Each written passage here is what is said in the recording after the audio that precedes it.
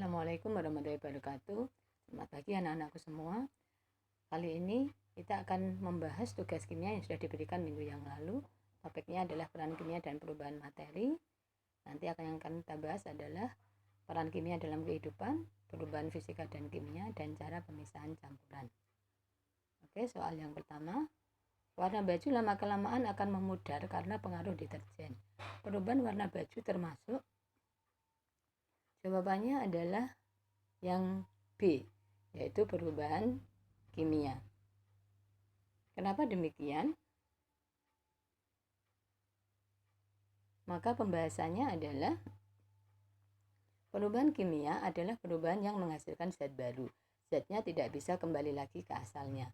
Warna baju yang memudar karena pemakaian deterjen, warnanya tidak bisa kembali seperti semula.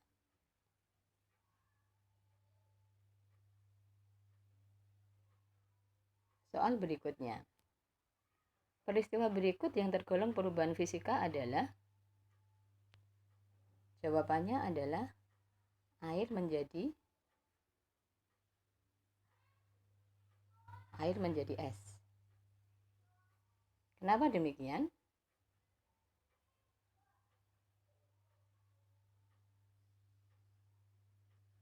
Alasannya adalah perubahan fisika itu adalah perubahan yang tidak menghasilkan zat baru. Zatnya tetap, bisa kembali ke zat asal. Air menjadi es, kalau es dibiarkan di udara bebas, maka akan bisa kembali menjadi air.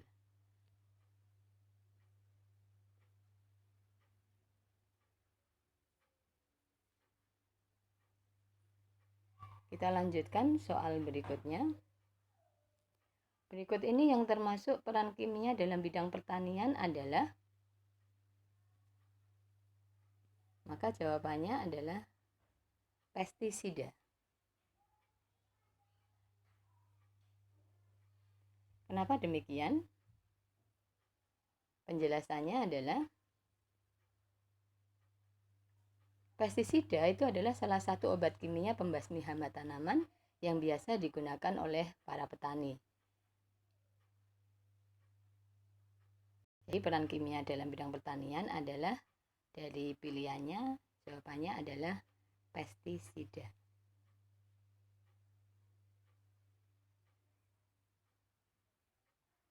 Soal berikutnya. Berikut ini yang tidak menunjukkan ciri-ciri terjadinya perubahan kimia adalah? Jawabannya adalah perubahan bentuk.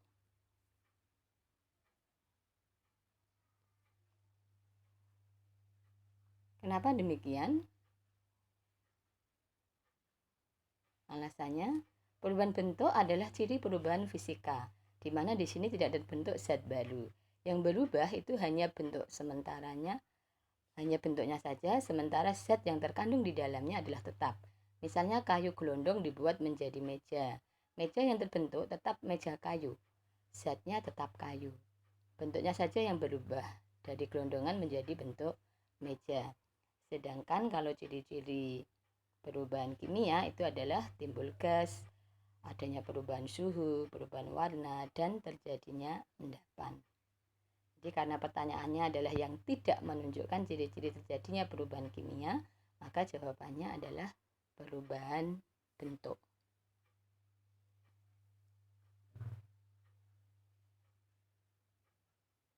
Soal terakhir. Di sini disiapkan beberapa zat untuk mengelompokkan perubahan fisika kimia dan untuk menjadikan zat-zat itu cara pemisahan campurannya bagaimana. Yang pertama, untuk membedakan perubahan fisika dan kimia, bahannya disiapkan adalah ada es batu, kemudian lilin, gula dicampur dengan air, besi berkarat, dan kertas dibakar. Sedangkan untuk yang pemisahan campuran disediakan campuran air dan pasir, larutan gula, kapur barus, alkohol 70%, dan tinta warna. Dari pernyataan yang A, kalian disuruh mengelompokkan 5 bahan tersebut ke dalam perubahan fisika dan kimia. Dan dari penyediaan bahan yang B, kalian disuruh mengelompokkan campuran tersebut sesuai dengan cara pemisahannya. Maka jawabannya adalah kalian harus tahu dulu pengertian dari perubahan fisika dan kimia, di mana perubahan fisika itu adalah perubahan yang tidak menghasilkan zat baru atau zatnya tetap dan bisa kembali ke asal. Jadi yang termasuk perubahan fisika adalah es batu dibiarkan di udara karena dia bisa kembali menjadi air. Kemudian yang kedua, lilin dipanaskan, lelehannya tetap sebagai lelehan lilin, berarti zatnya tetap. Gula dicampur dengan air. Larutan gula yang terbentuk tetap memiliki sifat gula, yaitu rasanya tetap manis atau zatnya tetap. Sementara yang termasuk perubahan kimia sesuai definisinya, yaitu perubahan yang menghasilkan zat baru, artinya zat itu nanti tidak bisa kembali ke asalnya, yaitu besi berkarat, karena dia akan mengeropos habis, tidak bisa kembali menjadi besi yang utuh lagi. Kemudian kertas dibakar. Kertas dibakar akan berubah zatnya menjadi abu. Abu tidak mungkin bisa kembali menjadi kertas. Yang kedua, cara pemisahan campuran. Campuran air dan pasir dipisahkan dengan cara filtrasi atau penyaringan. Kenapa? Karena ukuran partikelnya berbeda. Sehingga nanti kalau disaring, pasirnya akan berada di atas kertas saring. Yang kedua adalah larutan gula. Karena dia menyatu, maka nanti caranya pakai kristalisasi. Yaitu larutan diuapkan, airnya akan menguap, dan yang tertinggal adalah kristal gulanya. Kapur barus dapat terpisah dengan cara sublimasi, yaitu cara pemisahan campuran berdasarkan perubahan zat padat ke gas. Jadi biasanya kapur barus lama-lama habis karena dia berubah menjadi gas. Yang berikutnya alkohol 70% bisa dipisahkan dengan cara destilasi. Karena alkohol dan campurannya air memiliki titik yang berbeda. Alkohol akan menguap terlebih dahulu, yaitu pada suhu 80 derajat Celcius, sementara airnya tidak menguap sehingga alkoholnya nanti akan dipisahkan dengan airnya.